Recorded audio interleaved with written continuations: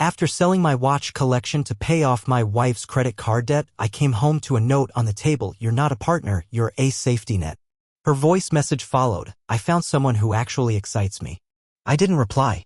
Just canceled her access to everything and vanished. That was 91 days ago. This morning, my voicemail had 33 new messages. The last one just said, please. I have nowhere to go. I canceled her access to everything and vanished. That was 91 days ago. This morning, my voicemail had 33 new messages. The last one just said, please. I have nowhere to go. I didn't open the voicemail right away. I just stared at the timestamp. 3:12 a.m.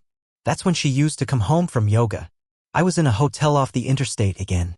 Same one where I'd lived the first week after I left. Not because I had to be, but because I wanted to hear that final message in the same place where I'd first heard her say, I found someone who actually excites me. Let me rewind. Just once. So you understand why I went silent. We'd been married 5 years. The last 2 were financial hell. She lost her job during a company restructure, understandable. But what wasn't understandable was how she kept spending like nothing changed. Weekend spa trips to stay sane. Designer bags she'd resell later. Subscription boxes for beauty stuff she never used. I found out she had racked up almost $47,000 in credit card debt, none of which she mentioned.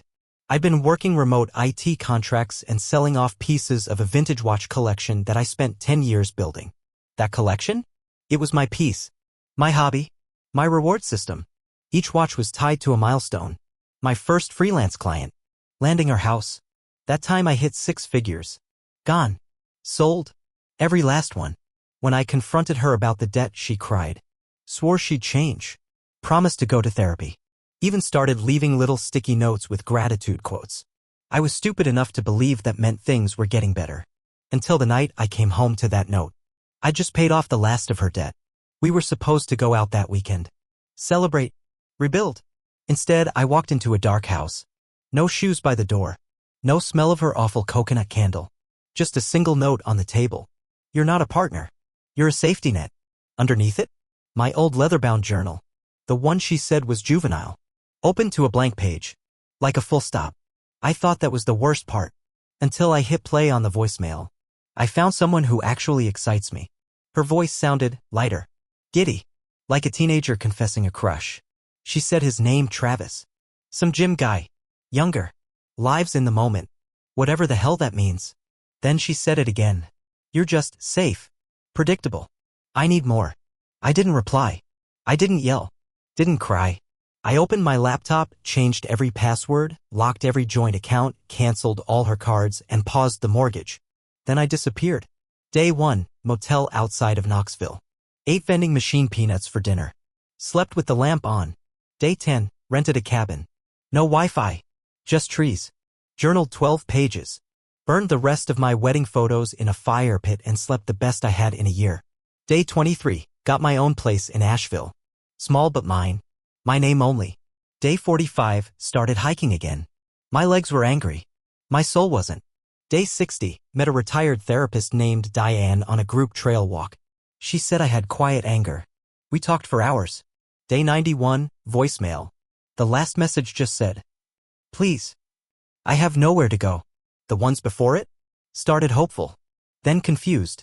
Then frantic. Some were just sobbing. One was angry, how could you just erase me like I never mattered? But that's the thing. She did matter. Once. Until she looked me in the eyes after I sold everything I cared about to save her and called me boring. Safe. Annette. So yeah, I vanished. Not to punish her, but to remember who the hell I used to be. Tomorrow I'm driving back. Not to her. To the house. I still own it. She didn't realize that when I paused the mortgage, it meant foreclosure proceedings would land only on her record. She moved in with Travis. I let her think the house sold. It didn't. It's still empty. Waiting. Just like the watch box in my new apartment. Except now, I've started buying again. One piece at a time. Because I'm no one's backup plan. I'm not your safety net. I'm the guy who rebuilds quietly, then walks back in when the smoke's cleared and owns everything left standing. Edit 1. Yes, she really left that voicemail at 3:12 a.m. And yes, I still haven't replied. Edit 2. To everyone asking if I'll ever talk to her again, maybe. But not as the man she used to know. That version of me doesn't live here anymore. Update 1. She showed up to the house yesterday. Not knocking. Not texting. Just standing on the porch in an old hoodie of mine like nothing ever happened. I watched from my car, parked 2 houses down, engine off. She didn't see me. She stood there for 20 minutes, pacing, checking her phone, then finally sat on the front step like she still belonged there. Like she hadn't torched the life we built, and walked away laughing. And here's the part that hit sideways. She brought a duffel bag. Not a suitcase. Not even a purse. A duffel, the same one we used on road trips, still with the Patagonia tag half ripped off from when TSA slashed it open in Chicago. I waited until she left. Then I walked up the steps, unlocked the door, and went inside. She hadn't gotten in. Good. Alarm logs confirmed it. But she'd left something behind on the porch. A manila envelope. No name. Just taped shut and folded once, like she wasn't sure whether to give it to me or burn it. Inside? Photos. Us mostly. Old ones. From before the wreckage. Beach trip selfies. Our first anniversary dinner. A blurry pic of me asleep on the couch with our cat curled under my chin. And one note. You don't owe me anything. I know that now. But I don't have anywhere else that feels like home. That line? It wasn't manipulative. It wasn't pleading. It was defeated. Like she'd finally looked in the mirror and realized the fire she chased burned everything down, including her. Later that night, I got a call. Not from her. From Travis. Yeah, that Travis. Didn't recognize the number at first, but his voice is hard to forget once you hear that smug CrossFit cadence. Hey, man. I think you should know she's not doing great. She's been sleeping on my cousin's couch. Crying a lot. I'm not trying to get in the middle, but maybe just check on her. I didn't answer right away. Because the part 1 got stuck on? His cousin's couch. Not his. Guess exciting doesn't cover rent when reality sets in. He finally added, she talks about you. Says she messed up. Bad. Just thought you should know. I hung up. Didn't say a word. Because what I wanted to say was too clean. This morning I drove out to the trail I used to hike before life felt like quicksand. I brought one of the watches I recently got back, a 1978 Seiko, scratched up but still ticking. A little like me. Sat at the overlook for hours. And I asked myself something real. If she truly has nowhere to go, do I care? Not out of cruelty. Not to win. Just honestly. Would letting her back and bring anything good into my life? Or would it just give her more matches? When I got home, the porch was empty. No new envelopes. No calls. Just the last voicemail echoing in my head. I have nowhere to go. But here's the thing. Neither did I when she left me gutted and broke in a hotel lobby. I built my place from scratch. So can she. Edit 1. For everyone asking, no, I haven't called her. And unless something changes drastically, I don't plan to. Edit 2. Yes, that really was Travis. I triple-checked the number. His name came up in the background of the voicemail he left. Rookie move. Edit 3. I still haven't deleted the envelope photos. Not because I miss her. Because they remind me how easy it is to rewrite history until the proof's staring you in the face. Update 2. So, she found my apartment. I don't know how. Maybe Travis. Maybe mutuals. Maybe she followed me from the house. I've been back a few times to start prepping it for sale. Doesn't matter.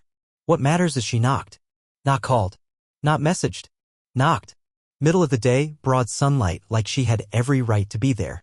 I opened the door because I wanted her to see what quiet looked like.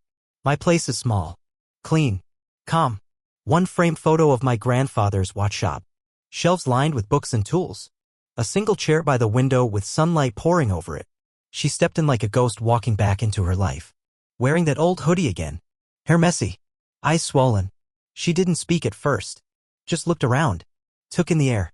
Then, you're really gone, aren't you? Not geographically. Emotionally. I didn't answer.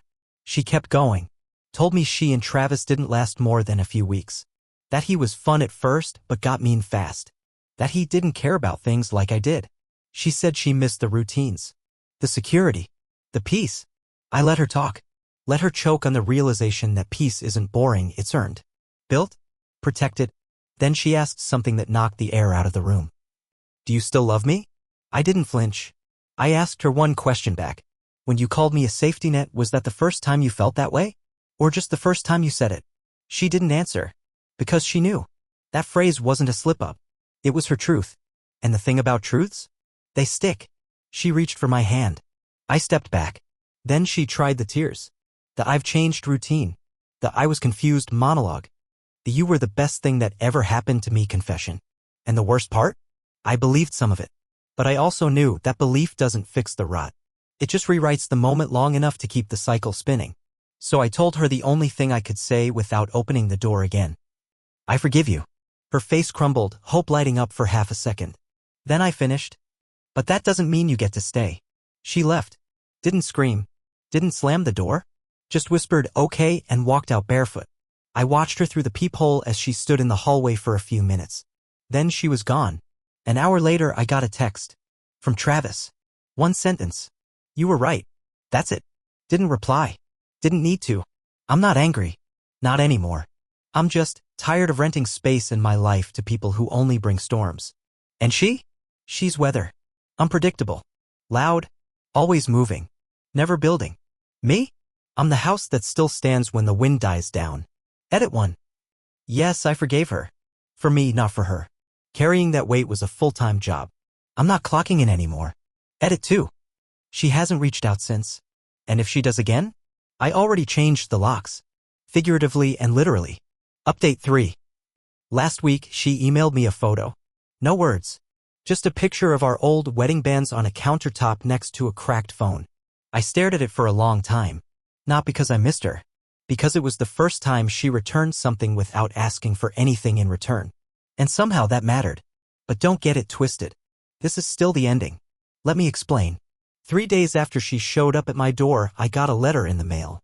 Not from her, from the bank. Apparently, she tried to reopen a joint account that had been closed for over 2 months. Claimed we were still legally tethered. She wasn't wrong. I'd never filed the paperwork. I'd been so focused on rebuilding, disappearing, and not feeling I hadn't actually divorced her. That same afternoon, I drove to the courthouse. The clerk handed me the packet, asked if I wanted expedited processing. I said yes. I didn't feel anything signing the papers. No final heartbreak. No angry tears. Just the kind of numb peace you feel after cleaning out a room you used to love. When it's empty, echoing, and still. 2 days ago, I got a call from her sister. We'd never been close, but I always liked her. She said, she's staying at my place now. It's bad. She won't admit it, but she hit the bottom. I asked why she was telling me. She hesitated, then said, because she talks about you like you're the only real thing she ever had.